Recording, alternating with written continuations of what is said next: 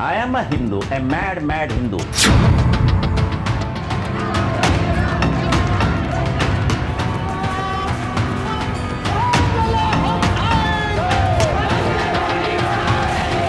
शिवसेना के संस्थापक बाल ठाकरे ने अपने साथ साथ पार्टी को भी हिंदू हितों की रक्षा करने वाली कट्टर पार्टी के तौर पर आगे बढ़ाया।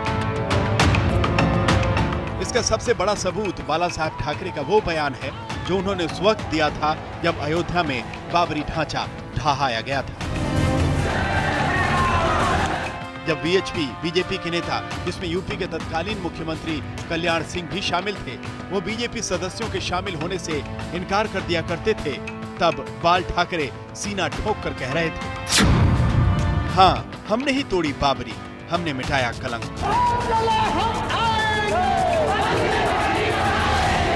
उन्नीस सौ 92 में जब बाबरी मस्जिद ढहाने की बारी आई तो खुद बाला साहब ने कहा था कि बाबरी मस्जिद की दीवार और मीनार पर सबसे पहले चढ़ने वाले कारसेवक शिव सैनिक ही थे।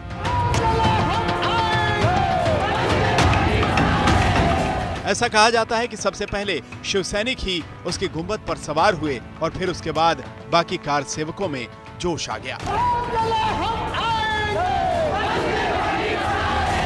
बाला साहब ने यह बयान ऐसे समय में दिया था जब लोग आक्रामक हिंदुत्व को पसंद करने लगे थे।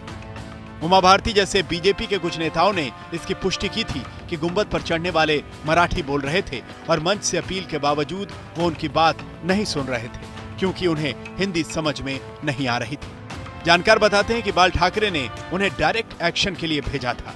कोई साजिश नहीं थी, सब कुछ खुल्लम खुल्ला था।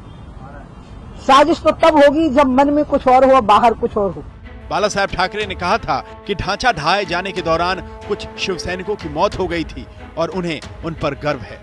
उस वक्त अशोक सिंघल जैसे वीएचपी के नेता ने कहा था कि बाला साहब में साहस नहीं था, इस वजह से वो 1992 में अयोध्या नहीं आए। इस पर बाला साहब ने पार्टी के मुखपत्र सामना में कहा था, राम मंदिर के लिए आंदोलन सभी हिंदुओं का आंदोलन है। मैंने कहा कि सारी हिंदू पार्टियां और संगठन अपने बैनर किनारे रख दें और एक भगवा झंडे के तले इसके लिए एकजुट हो जाएं। ऐसा हो नहीं सका, इसलिए मैं अयोध्या नहीं गया। दरअसल बाला साहब सीधी बात करते थे और शिव सैनिकों को भी सीधी कार्रवाई करना सिखाते थे। अगर आतंकवादी कश्मीर में अमरनाथ यात्रा को रोकते थे तो महाराष्ट्र में बाल ठाकरे ऐलान करते थे कि अगर अमरनाथ यात्रा रुकी तो हज यात्रा भी नहीं होगी।